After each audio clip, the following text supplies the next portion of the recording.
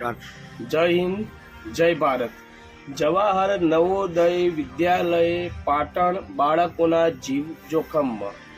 NIT Kurukshetra દ્વારા unsafe જાહેર કરાયેલા બિલ્ડિંગમાં અભ્યાસ કરતા 500+ વિદ્યાર્થીઓની સુરક્ષા બાબતે મારા મુખ્ય મુદ્દાઓ છે। ગંભીર બેદરકારી।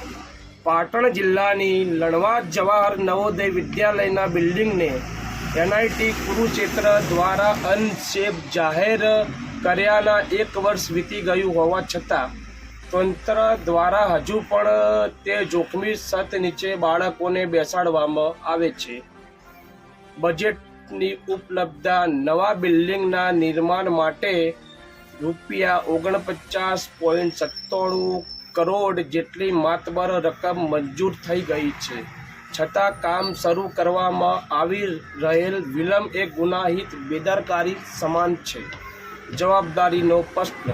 જો અહીં કોઈ હોનારત સર્જાય કે બાળકોના જીવ જાય તો તેની જવાબદારી કોની? શું શિક્ષણ વિભાગ કે કેન્દ્રીય વિભાગ કે સંગઠન આની લેખિત જવાબદારી લેવા માટે તૈયાર છે? અમારી માગ, વાલી મિત્રો, માગણી કરીએ છીએ કે કોઈ મોટી દુર્ઘટના રાહ જોયા વગર તાત્કાલિક નવા બિલ્ડિંગનું નિર્માણ કાર્ય શરૂ કરવામાં આવે।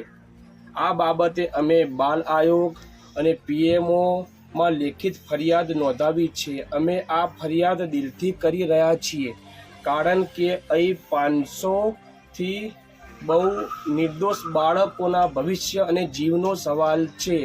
જો તાત્કાલિક પગલાં લેવામાં નહીં આવે તો કંઈ પણ અગણિત ઘટના માટે સંપૂર્ણ જવાબદારી તંત્ર અને સંબંધિત અધિકારીઓની રહેશે। આભાર।